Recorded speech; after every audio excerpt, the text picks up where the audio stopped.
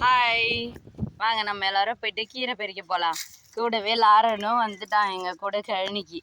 தியோ வரலையா? தியோ அதோ பாருங்க பின்னாடி வராரு. ஹாய் தியோ, வந்துட்டியா? கழனிக்கு போய் கீரை பறிக்கலாம் வாங்க. என்ன கீரைனா பொன்னாங்கண்ணி கீரையை தான் நம்ம இப்போ பறிக்க போகிறோம். எவ்வளோ சூப்பராக அழகாக இருக்க பாருங்க. பொரியலுக்காக அப்படியே எங்கள் கூட இவங்களுமே பறிக்க வாங்க. நம்ம வீட்டுக்கு பக்கத்துலேயே இருக்கிற கழனியில் தான் நம்ம இப்போ கீரை பறிக்கிறோம். கொய்யா செடியெல்லாம் இருக்குல்ல, அதுக்கு பக்கத்தில் இருக்கிற கழனியில் தான் நம்ம கீரை பறிக்கிறோம்.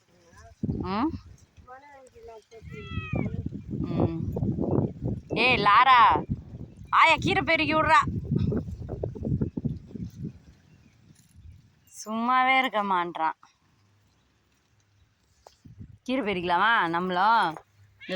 நான் ஒரு கீரை பெரிக்கிறேன், நீ ஒரு கீரை பெரிடா. கீரை பெருக்கி விடாத, கையை வந்து தடுக்கிறத பாரு. முட்டுறாரு, மாடு முட்டுற மாதிரி. மாடு முட்டுற மாதிரி முட்டுறாங்களே, என்ன காரணம்? ஏண்டா லாரன் பாப்பா, லாரன் பாப்பா, லாரன் பாப்பா, இது யார் பாப்பா, இது யார் பாப்பா? கீரை பெருக்க வந்துக்குது. முத்து இல்லாமா குட்டி பாப்பாக்கு?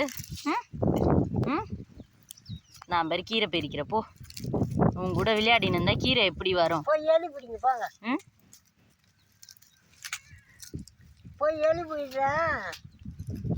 நாங்கள் எல்லாம் குடும்பத்தோட இல்லை, நானும் பேச்சுமா லாரன் தியோ நாங்கள் 4 பேர் மட்டும்தான் வந்திருக்கோம் கீரை பெரிக்கிறதுக்கு. இன்னும் சேட்டை பண்ணிட்டு இருக்காங்க பாருங்க. அவங்க சும்மாவே இருக்கமா, விடவே மாட்டாங்க கீரை பெரிக்கிறதுக்கு.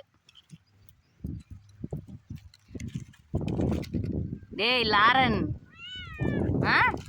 நிறைய மீன் பிடிக்கிறதுக்காந்தான் கீரை பாரு.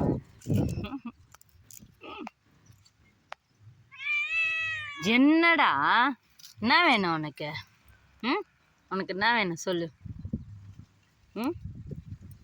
நாங்கள் கீரை பெருக்கி போகிறோம், உனக்கு என்னடா வேணும்? எதுக்கு கத்திட்டே இருக்கே நீ?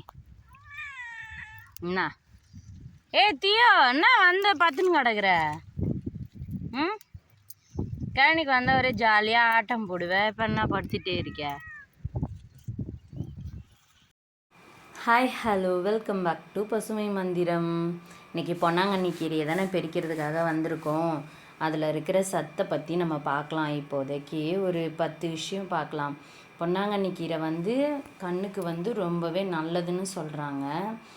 ஏன்னா அதில் இருக்கிற சத்து அவ்வளோ நிறைஞ்ச சத்து அதில் இருக்குது. இதுதான் முதல்ல நம்ம தெரிஞ்சிக்க வேண்டிய விஷயமே. நம்மளோட சாலையோரத்தில், வயல்வெளி, ஈரமான இடங்களில் சாதாரணமாக வளரக்கூடிய இந்த கீரை தான் வந்து பொன்னாங்கண்ணி கீரை. இது சாதாரணம் அப்படின்னு தெரிஞ்சால் கூட இதில் அவ்வளோ சத்து இருக்குது. இதில் இருக்கிற இந்த வைட்டமின் ஏ தொடர்பான சத்துக்கள் வந்து இயல்பாகவே கண்களுக்கு ஆரோக்கியத்தை கொடுக்கும்னு ஒரு நம்பிக்கை தான் எல்லாருக்குமே. இதில் இரும்பு சத்து, கால்சியம் போன்ற தாதுக்கள் வந்து நிறைஞ்சிருக்கு. இதை வந்து டெய்லி உணவோடு சேர்த்துக்கக்கூடிய அளவுக்கு இது வந்து ரொம்பவே நல்ல கீரை. பொதுவாகவே கீரையை சாப்பிட்டா வயிறு வந்து லைட்டாக இருக்கும்னு பெரியவங்க சொல்லுவாங்க. அதுக்கு ஒரு காரணமும் இருக்குது. ஏன்னா அதில் நார்ச்சத்து நிறைஞ்சிருக்கு. இதில் இருக்கிற அந்த இயற்கையான ஆன்டி ஆக்சிடென்ட்கள் வந்து உடலை ஆக்சிடேட்டிவ் அழுத்தத்திலிருந்து பாதுகாக்குது நம்மளை. கீரைக்கான ஒரு மாதிரி சாப்பிட்ணுன்னா, ஒரே மாதிரி சாப்பிட்ணுன்னா எந்த அவசியமும் இல்லை. கூட்டு, பொரியல், கடையல் என்று விதவிதமாக செஞ்சு சாப்பிடலாம். விலை உயர்ந்த ஹெல்த்து ஃபுட்டை வந்து நம்ம தேடிட்டுருக்கோம். ஆனால் நம்ம ஊர்லேயே கிடைக்கிற இந்த கீரையை மறந்துடுறோம் எப்போவுமே. ஒரு முக்கியமான விஷயம், பொன்னாங்கண்ணி சாப்பிட்டா கண் பார்வை கண்டிப்பாக அதிகரிக்கும் என்பது உறுதியான மருத்துவ கூறு இல்லை. அது சத்தான உணவில் ஒரு பகுதி. பொன்னாங்கண்ணி கீரை வந்து நீங்கள் சாதாரணமாக நினச்சிடாதீங்க. இதில் இருக்கிற 10 விஷயம் தெரிஞ்சதுக்கப்புறமும் நம்மளோட எண்ணத்தை மாற்றிக்கிட்டு நம்ம ஊரில் கிடைக்கிற இந்த சுவையான பொன்னாங்கண்ணி கீரையை கண்டிப்பாக நீங்கள் எல்லாருமே சாப்பிட்டு பழகணும். ஏன்னா நாங்கள் வந்து வாரத்தில் கிட்டத்தட்ட கரெக்டாக ஒரு 2லேருந்து 3 தடவையாச்சும் நாங்கள் வந்து பறித்து சாப்பிட்ருவோம். ஏன்னா இது வந்து எங்களோட கழனிலேயே கிடைக்குது. நாங்கள் போயிட்டு வெளியில் வாங்குவோம் அப்படின்லாம் எதுவுமே கிடையாது. ஏன்னா வெளியில் எங்கேருந்து கொண்டு வராங்கன்னோ நமக்கு தெரியல. ஆனால் நாங்கள் வந்து எங்களோட கழனிலேயே எங்களுக்கு கிடைக்கிறதால அது எங்களுக்கு ரொம்பவே ஹெல்த்தியாகவும் மருந்து கிருந்து எதுவுமே போடாமல் நல்லாவே கிடைக்கிது எங்களுக்கு. அதனால் நாங்கள் இங்கேயே பறிச்சுப்போம்.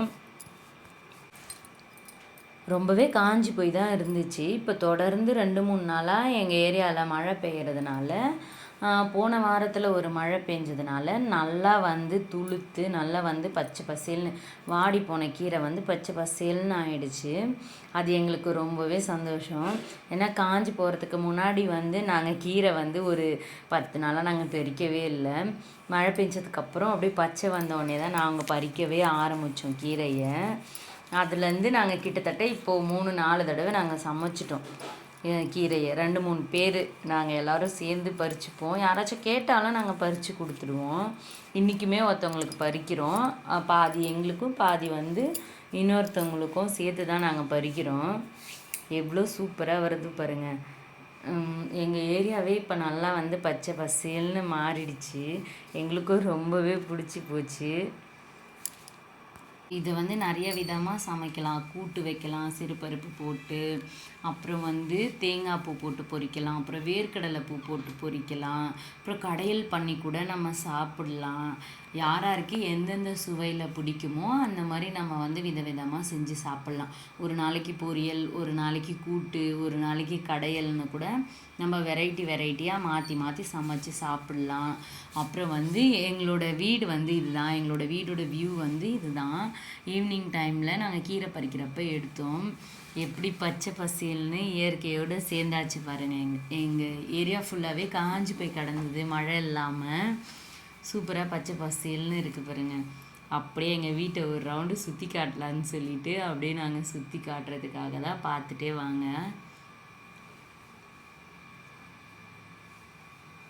ஃபுல்லாகவே தென்னை மரம் எல்லாத்துக்குமே தண்ணி கிடச்சிச்சு. எல்லாமே நல்லா பச்சை பசேல்னு சூப்பராகவே வந்துடுச்சு.